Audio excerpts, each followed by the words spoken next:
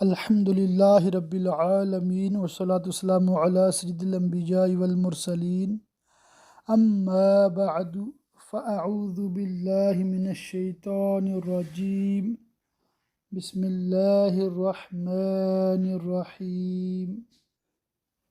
سبق نمبر 66، تفسیر خزائن العرفان، پارہ 13، سورہ یوسف، آیت نمبر 58 سے ترجمہ کنز الایمان اور تفسیر خزائن العرفان ملا کر انشاءاللہ تعالی پڑھیں گے۔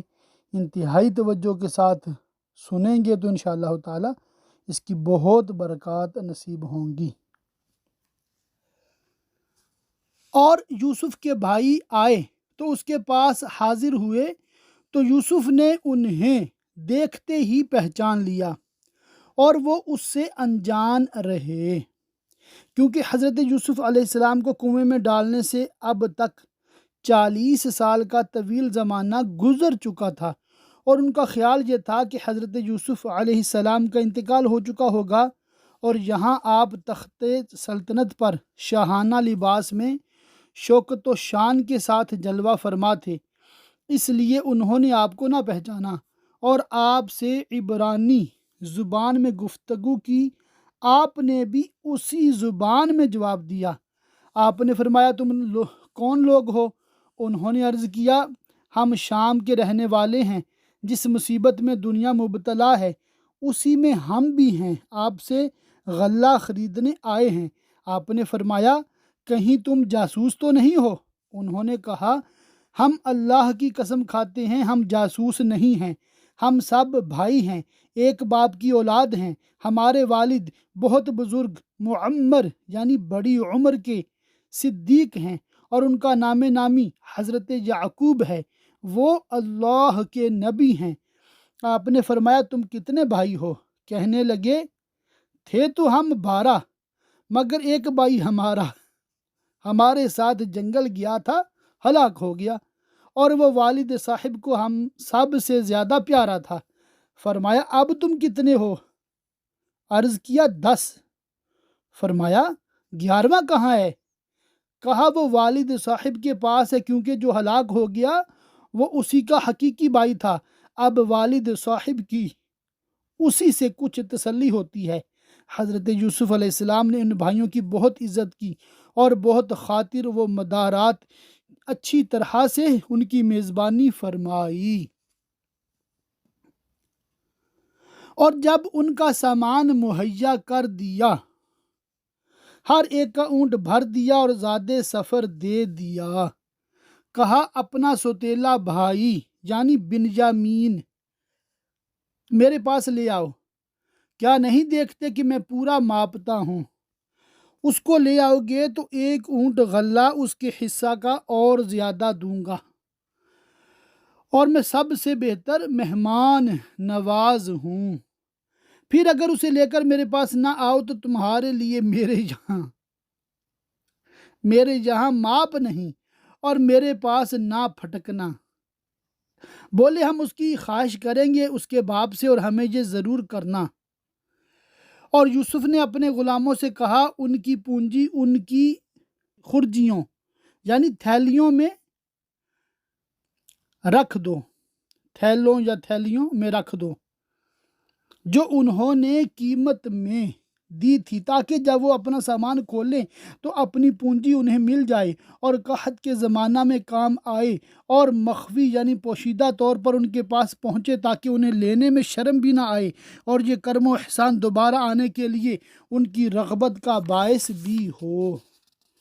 شاید وہ اسے پہچانیں جب اپنے گھر کی طرف لوٹ کر جائیں اور اس کا واپس کرنا ضروری سمجھیں۔ شاید وہ واپس آئیں۔ پھر جب وہ اپنے باپ کی طرف لوٹ کر گئے اور بادشاہ کے حسن سلوک اور اس کے احسان کا ذکر کیا، کہا کہ اس نے ہماری وہ عزت و تکریم کی کہ اگر آپ کی اولاد میں سے کوئی ہوتا تو بھی ایسا نہ کر سکتا۔ فرمایا اب اگر تم بادشاہ مصر کے پاس جاؤ تو میری طرف سے سلام پہنچانا اور کہنا کہ ہمارے والد تیرے حق میں تیرے اس سلوک کی وجہ سے دعا کرتے ہیں۔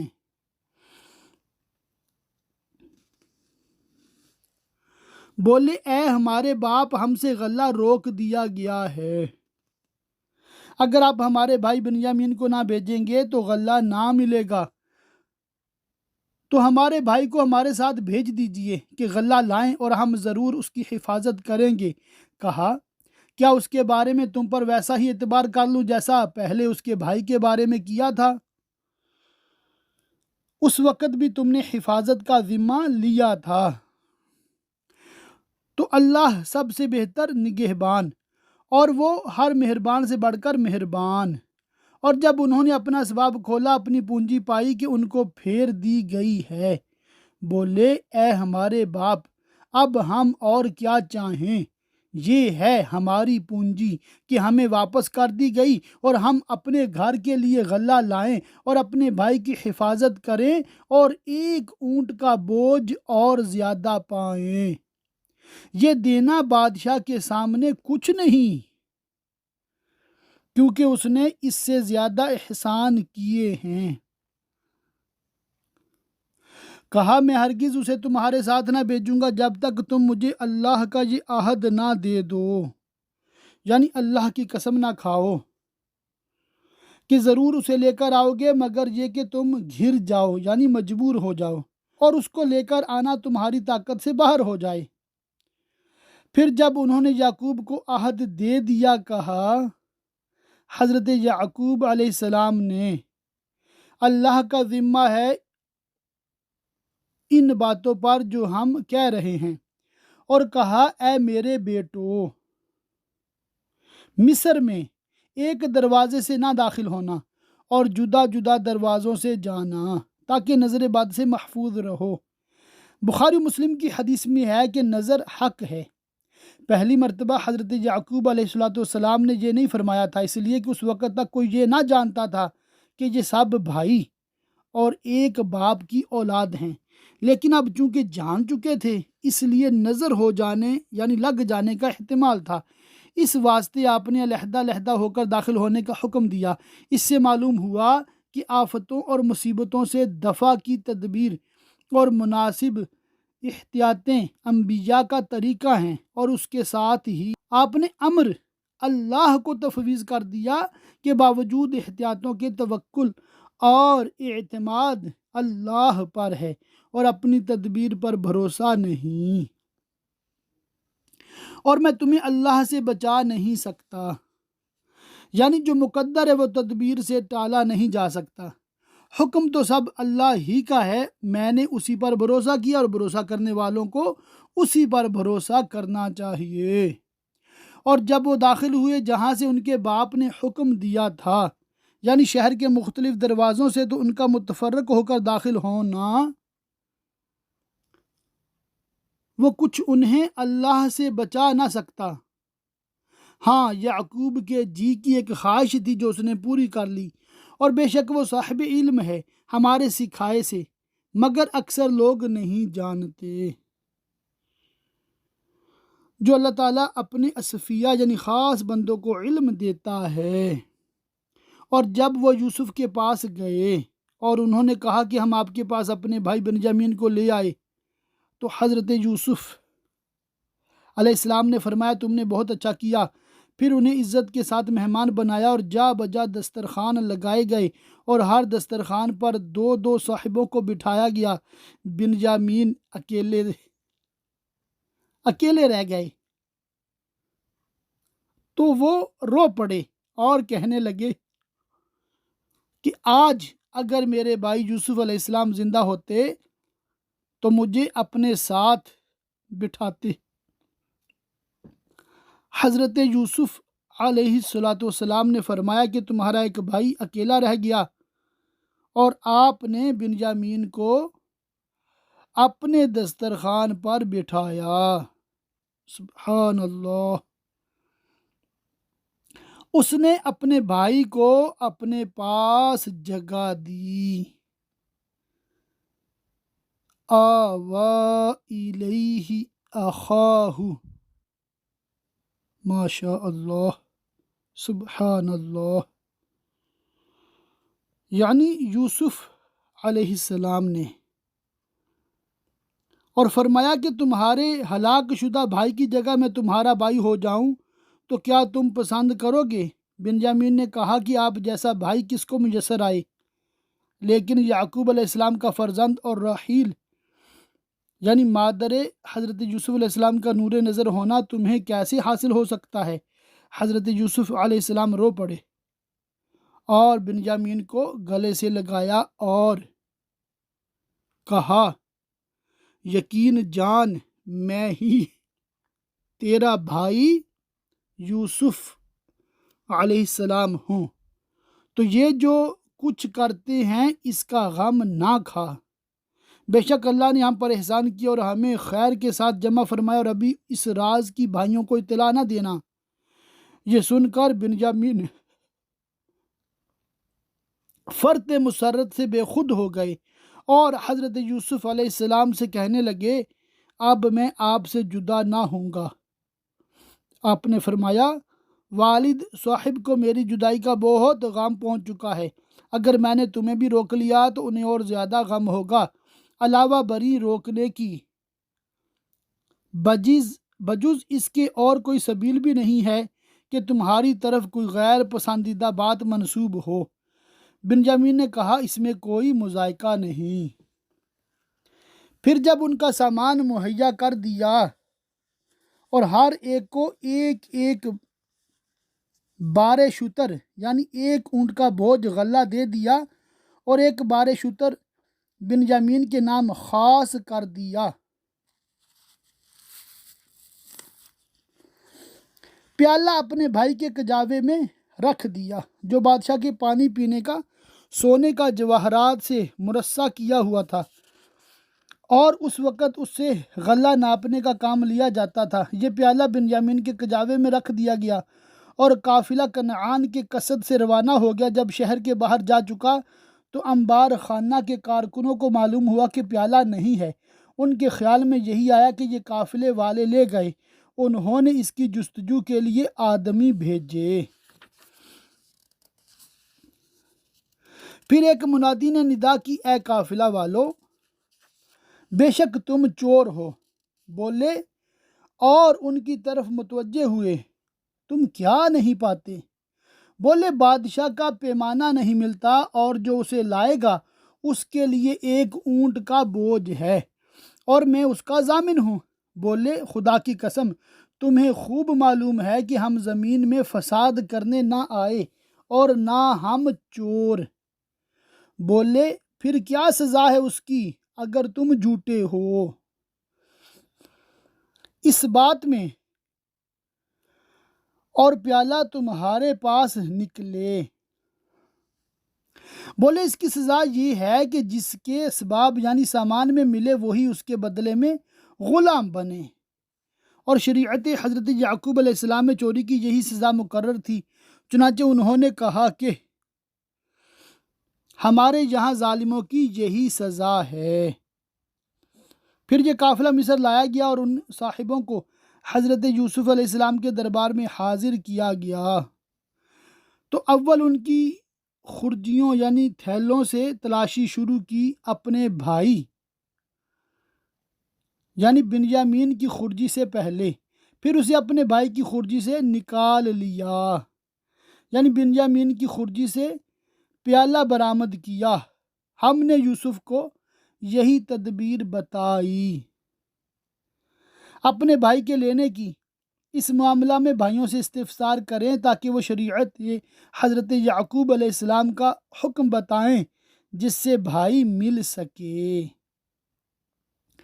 بادشاہی قانون میں اسے نہیں پہنچتا تھا کہ اپنے بھائی کو لے لے، کیونکہ بادشاہ مصر کے قانون میں چوری کی سزا مارنا اور دونا مال لے لینا مقرر تھی،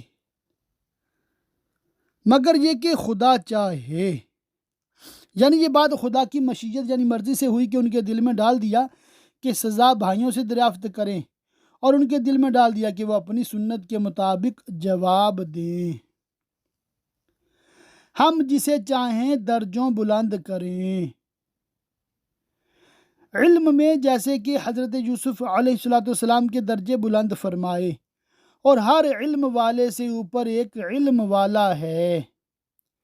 حضرت ابن عباس رضی اللہ تعالیٰ عنہما نے فرمایا کہ ہر عالم کے اوپر اس سے زیادہ علم رکھنے والا عالم ہوتا ہے، یہاں تک کہ یہ سلسلہ اللہ تعالیٰ تک پہنچتا ہے۔ اس کا علم سب کے علم سے برتر ہے، یعنی زیادہ ہے۔ مسئلہ اس آیت سے ثابت ہوا کہ حضرت یوسف علیہ السلام کے بھائی علماء تھے، اور حضرت یوسف علیہ السلام ان سے اعلم یعنی بڑے عالم تھے۔ جب پیالہ بنیامین کے سامان سے نکلا تو بھائی شرمندہ ہوئے اور انہوں نے سر جھکائے، اور بھائی بولے اگر یہ چوری کرے، یعنی سامان میں پیالہ نکلنے سے سامان والے کا چوری کرنا تو یقینی نہیں، لیکن اگر یہ فعل اس کا ہو تو بے شک اس سے پہلے ایک بھائی چوری کر چکا ہے۔ یعنی حضرت یوسف علیہ السلام اور جس کو انہوں نے چوری قرار دے کر حضرت یوسف علیہ السلام کی طرف نسبت کیا، وہ واقعہ یہ تھا کہ حضرت یوسف علیہ السلام کے نانا کا ایک بت تھا جس کو وہ پوجتے تھے۔ حضرت یوسف علیہ السلام نے چپکے سے وہ بت لیا اور توڑ کر راستہ میں نجاست کے اندر ڈال دیا۔ یہ حقیقت میں چوری نہ تھی، بت پرستی کا مٹانا تھا۔ بھائیوں کا اس ذکر سے یہ مدعا یعنی مقصد تھا کہ ہم لوگ بنیامین کے سوتیلے بھائی ہیں۔ یہ فعل ہو تو شاید بنیامین کا ہو، نہ ہماری اس میں شرکت، نہ ہمیں اس کی اطلاع۔ تو یوسف نے یہ بات اپنے دل میں رکھی اور ان پر ظاہر نہ کی، جی میں کہا تم بدتر جگہ ہو اس سے جس کی طرف چوری کی نسبت کرتے ہو، کیونکہ چوری کی نسبت حضرت یوسف کی طرف تو غلط ہے، وہ فعل تو شرک کا ابطال یعنی مٹانا اور عبادت تھا، اور تم نے جو یوسف کے ساتھ کیا وہ بڑی زیادتیاں ہیں، اور اللہ خوب جانتا ہے جو باتیں بناتے ہو۔ بولے اے عزیز، اس کے ایک باپ ہیں بوڑھے، بڑے ان سے محبت رکھتے ہیں اور انہی سے ان کے دل کو تسلی ہے، تو ہم میں اس کی جگہ کسی کو لے لو، بے شک ہم تمہارے احسان دیکھ رہے ہیں۔ کہا حضرت یوسف علیہ السلام نے خدا کی پناہ کہ ہم لیں مگر اسی کو جس کے پاس ہمارا مال ملا، کیونکہ تمہارے فیصلہ سے ہم اسی کو لینے کے مستحق ہیں جس کے کجاوے میں ہمارا مال ملا، اگر ہم بجائے اس کے دوسرے کو لیں جب تو ہم ظالم ہوں گے۔ پھر جب اس سے نا امید ہوئے الگ جا کر سرگوشی کرنے لگے، ان کا بڑا بھائی بولا کیا تمہیں خبر نہیں کہ تمہارے باپ نے تم سے اللہ کا عہد لیا تھا، اور اس سے پہلے یوسف کے حق میں تم نے کیسی تقصیر کی، تو میں یہاں سے نہ ٹلوں گا یہاں تک کہ میرے باپ میرے واپس آنے کی مجھے اجازت دیں یا اللہ مجھے حکم فرمائے میرے بھائی کو خلاصی دے کر یا اس کو چھوڑ کر تمہارے ساتھ چلنے کا، اور اس کا حکم سب سے بہتر، اپنے باپ کے پاس لوٹ کر جاؤ، پھر عرض کرو اے ہمارے باپ، بے شک آپ کے بیٹے نے چوری کی، یعنی ان کی طرف چوری کی نسبت کی گئی، اور ہم تو اتنی ہی بات کے گواہ ہوئے تھے جتنی ہمارے علم میں تھی کہ پیالہ ان کے کجاوا میں نکلا، اور ہم غیب کے نگہبان نہ تھے، اور ہمیں خبر نہ تھی کہ یہ صورت پیش آئے گی۔ حقیقت حال اللہ ہی جانے کہ کیا ہے، اور پیالہ کس طرح بنیامین کے سامان سے برآمد ہوا، اور اس بستی سے پوچھ دیکھیے جس میں ہم تھے، اور اس قافلہ سے جس میں ہم آئے، اور ہم بے شک سچے ہیں۔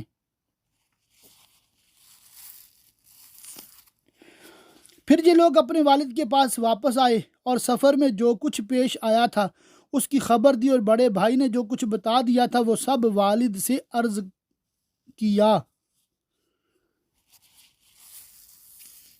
کہا حضرت یعقوب علیہ السلام نے کہ چوری کی نسبت بنیامین کی طرف غلط ہے، اور چوری کی سزا غلام بنانا یہ بھی کوئی کیا جانے۔ اگر تم فتویٰ نہ دیتے اور تم ہی نہ بتاتے تو تمہارے نفس نے تمہیں کچھ ہلا بنا دیا تو اچھا صبر ہے، قریب ہے کہ اللہ ان سب کو مجھ سے لا ملائے، یعنی حضرت یوسف کو اور ان کے دونوں بھائیوں کو۔ بے شک وہی علم و حکمت والا ہے، اور ان سے منہ پھیرا۔ حضرت یعقوب علیہ السلام نے بنیامین کی خبر سن کر آپ کا غم و اندوہ یعنی رنج و الم انتہا کو پہنچ گیا، اور کہا ہائے افسوس یوسف کی جدائی پر، اور اس کی آنکھیں غم سے سفید ہو گئیں۔ روتے روتے آنکھ کی سیاہی کا رنگ جاتا رہا اور بینائی ضعیف ہو گئی۔ حسن رضی اللہ تعالیٰ عنہ نے کہا کہ حضرت یوسف علیہ السلام کی جدائی میں حضرت یعقوب علیہ السلام 80 برس روتے رہے، اور احبا یعنی پیاروں کے غم میں رونا جو تکلیف اور نمائش سے نہ ہو اور اس کے ساتھ اللہ کی شکایت و بے صبری نہ پائی جائے، رحمت ہے۔ ان غم کے ایام میں حضرت یعقوب علیہ السلام کی زبان مبارک پر کبھی کوئی کلمہ بے صبری کا نہ آیا، تو وہ غصہ کھاتا رہا۔ بولے برادران یوسف اپنے والد سے، خدا کی قسم آپ ہمیشہ یوسف کی یاد کرتے رہیں گے یہاں تک کہ گور کنارے یعنی موت کے قریب جا لگیں یا جان سے گزر جائیں۔ کہا میں تو اپنی پریشانی اور غم کی فریاد اللہ ہی سے کرتا ہوں، تم سے یا اور کسی سے نہیں، اور مجھے اللہ کی وہ شانیں معلوم ہے جو تم نہیں جانتے۔ اس سے معلوم ہوتا کہ حضرت یعقوب علیہ السلام جانتے تھے کہ یوسف علیہ السلام زندہ ہیں اور ان سے ملنے کی توقع رکھتے تھے، اور یہ بھی جانتے تھے کہ ان کا خواب حق ہے، ضرور واقع ہوگا۔ ایک روایت یہ بھی ہے کہ آپ نے حضرت ملک الموت سے دریافت کیا کہ کیا تم نے میرے بیٹے یوسف کی روح قبض کی ہے؟ انہوں نے عرض کیا نہیں۔ اس سے بھی آپ کو ان کی زندگانی کا اطمینان ہوا، اور آپ نے اپنے فرزندوں سے فرمایا اے بیٹو جاؤ یوسف اور اس کے بھائی کا سراغ لگاؤ، اور اللہ کی رحمت سے نا امید نہ ہو، بے شک اللہ کی رحمت سے نا امید نہیں ہوتے مگر کافر لوگ۔ یہ سن کر برادران حضرت یوسف علیہ السلام پھر مصر کی طرف روانہ ہوئے۔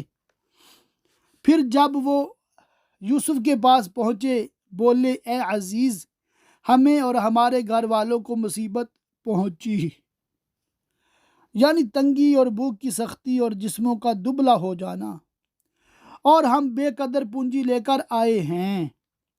ردی کھوٹی جسے کوئی سوداگر مال کی قیمت میں قبول نہ کرے وہ چند کھوٹے درہم تھے، اور اثاث البیت گھریلو سامان کی چند پرانی بوسیدہ چیزیں۔ تو آپ ہمیں پورا ماپ دیجئے جیسا کھرے داموں سے دیتے تھے، اور ہم پر خیرات کیجئے یہ ناقص پونجی قبول کر کے، بے شک اللہ خیرات والوں کو صلہ دیتا ہے۔ ان کا یہ حال سن کر حضرت یوسف علیہ السلام پر گریہ طاری ہوا، اور چشمان گوہر فشاں سے اشک رواں ہو گئے، اور بولے کچھ خبر ہے تم نے یوسف اور اس کے بھائی کے ساتھ کیا کیا تھا جب تم نادان تھے؟ یعنی حضرت یوسف علیہ السلام کو مارنا، کنویں میں گرانا، بیچنا، والد سے جدا کرنا، اور ان کے بعد ان کے بھائی کو تنگ رکھنا، پریشان کرنا تمہیں یاد ہے؟ اور یہ فرماتے ہوئے حضرت یوسف علیہ السلام کو تبسم آ گیا، یعنی آپ مسکرائے، اور انہوں نے آپ کے گوہر دندان یعنی موتی جیسے دانتوں کا حسن دیکھ کر پہچانا کہ یہ تو جمال یوسفی کی شان ہے۔ بولے کیا سچ مچ آپ ہی یوسف ہیں؟ کہا میں یوسف ہوں اور یہ میرا بھائی، بے شک اللہ نے ہم پر احسان کیا، ہمیں جدائی کے بعد سلامتی کے ساتھ ملایا اور دنیا و دین کی نعمتوں سے سرفراز فرمایا۔ بے شک جو پرہیزگاری اور صبر کرے تو اللہ نیکوں کا نیک یعنی اجر ضائع نہیں کرتا۔ برادران، حضرت یوسف علیہ السلام بطریق عذر خواہی معافی چاہتے ہوئے بولے خدا کی قسم، بے شک اللہ نے آپ کو ہم پر فضیلت دی اور بے شک ہم خطاوار تھے۔ اسی کا نتیجہ ہے کہ اللہ نے آپ کو عزت دی، بادشاہ بنایا اور ہمیں مسکین بنا کر آپ کے سامنے لایا۔ کہا آج اگرچہ ملامت کرنے کا دن ہے مگر میری جانب سے تم پر کچھ ملامت نہیں۔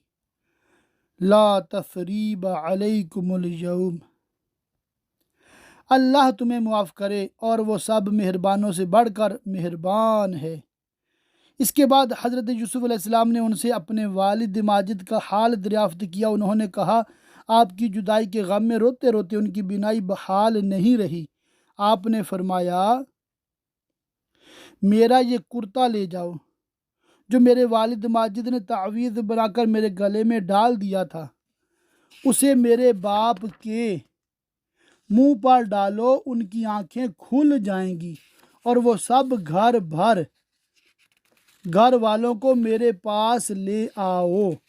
جب قافلہ مصر سے جدا ہوا اور کنعان کی طرف روانہ ہوا، یہاں ان کے باپ نے اپنے پوتوں اور اپنے پاس والوں سے کہا بے شک میں یوسف کی خوشبو پاتا ہوں، اگر مجھے یہ نہ کہو کہ سٹ یعنی بہک گیا۔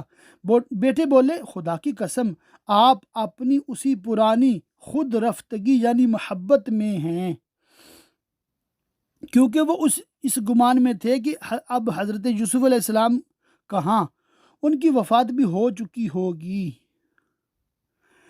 پھر جب خوشی سنانے والا آیا، لشکر کی آگے آگے وہ حضرت یوسف علیہ السلام کے بھائی یہودا تھے۔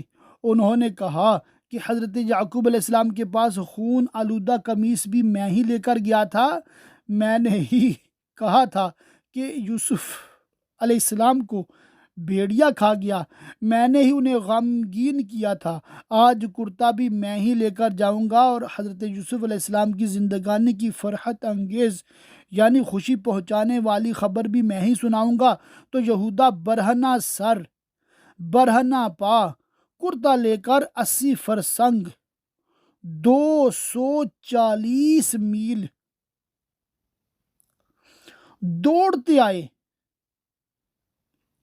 راستہ میں کھانے کے لیے 7 روٹیاں ساتھ لائے تھے۔ فرط شوق کا یہ عالم تھا کہ ان کو بھی راستہ میں کھا کر تمام نہ کر سکے۔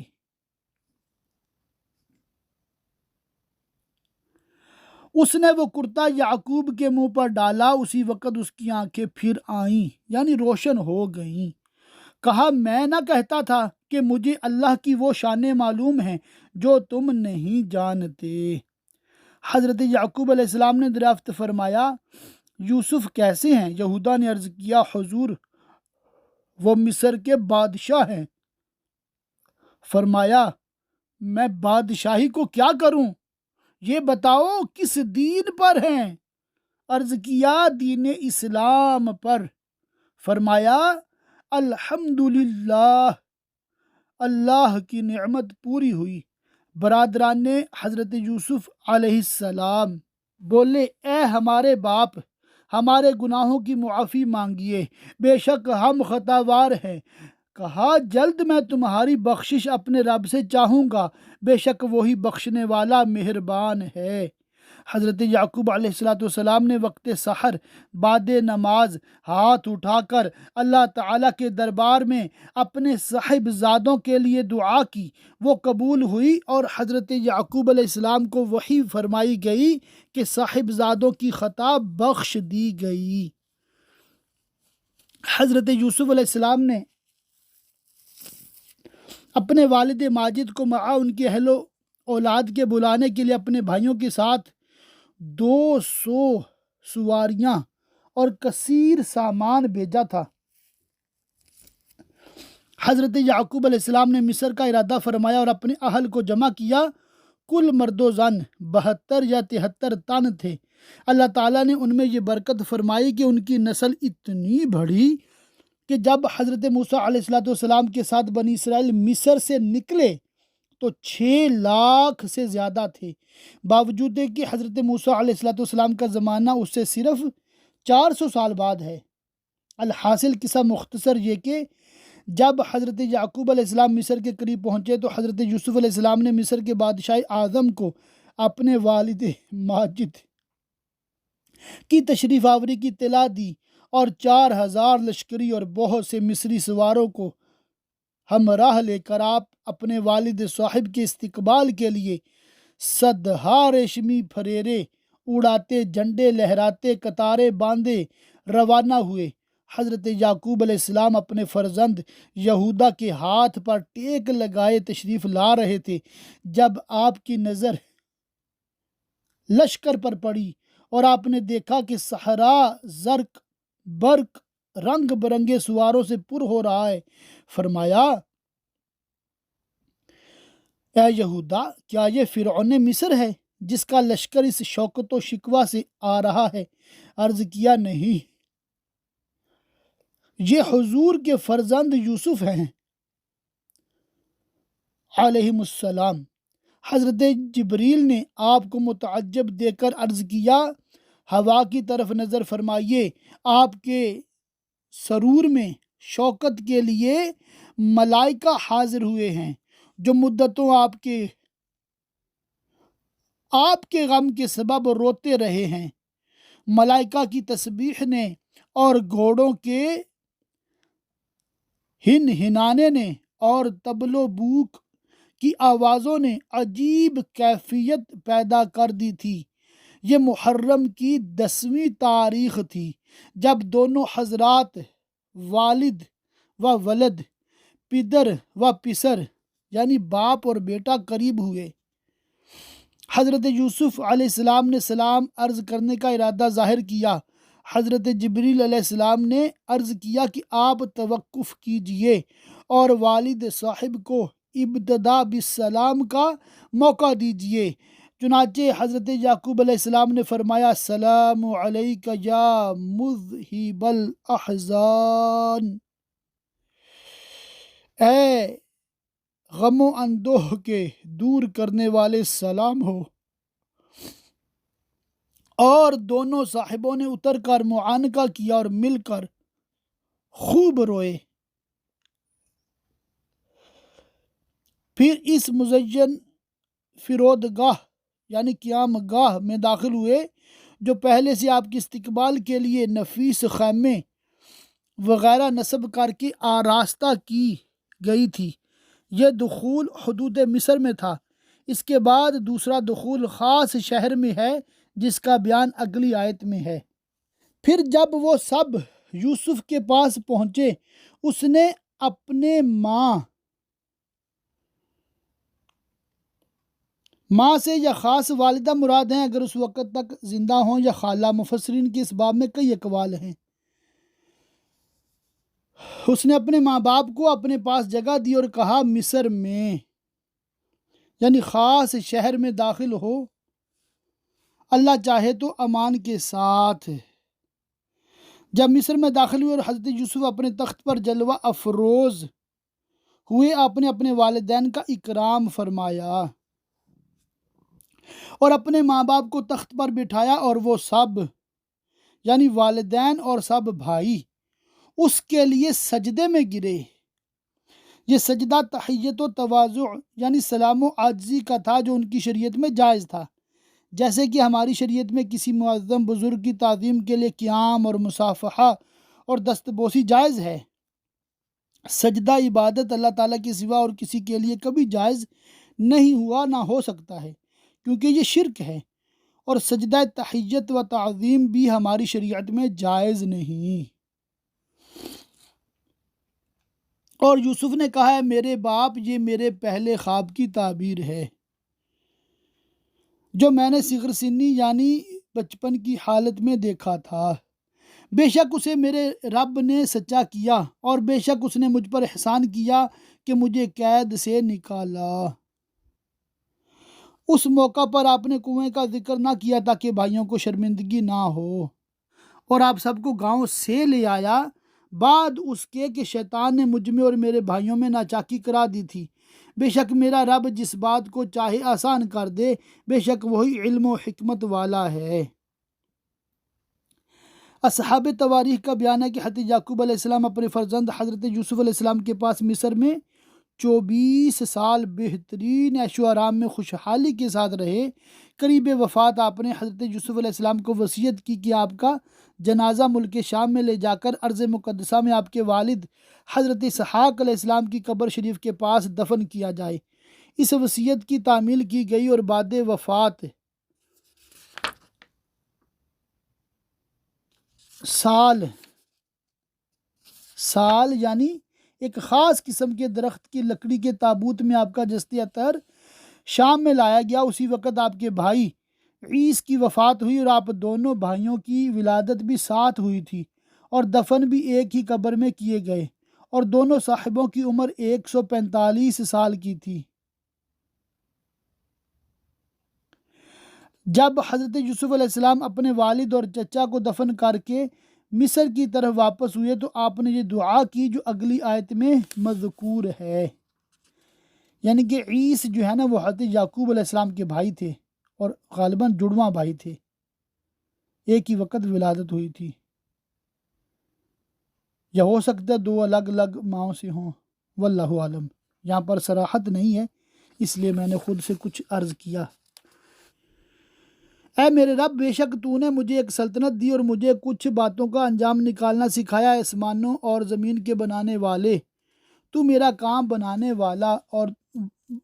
بنانے والا دنیا اور آخرت میں مجھے مسلمان اٹھا اور ان سے ملا جو تیرے قرب خاص کے لائق ہیں، یعنی حضرت ابراہیم و حضرت اسحاق و یعقوب علیہ السلام۔